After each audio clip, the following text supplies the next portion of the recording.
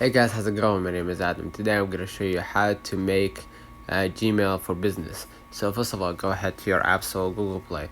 And what I'm going to do, I'm going to just go ahead right here and type Gmail, and I'm going to double check if my Gmail needs to be updated. If it does, just go ahead and do it, and if it doesn't, just move along to the next step. Now what I'm going to do, I'm going to just go back to my screen, go ahead to my browser.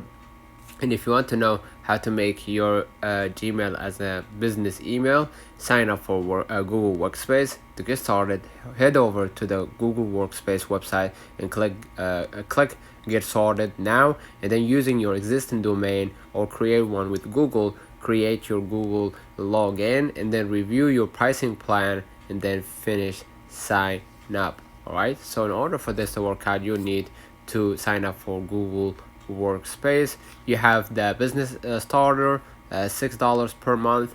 You can get a custom and secure business email, 100 participant video meetings, and 30 gigabyte pooled storage per user. And you can get security and management controls and then standard support. And for business standard, 12 per month, you can get a custom like 150 participant meeting and record, 2 terabytes pooled storage per user, and then security and management controls standard support.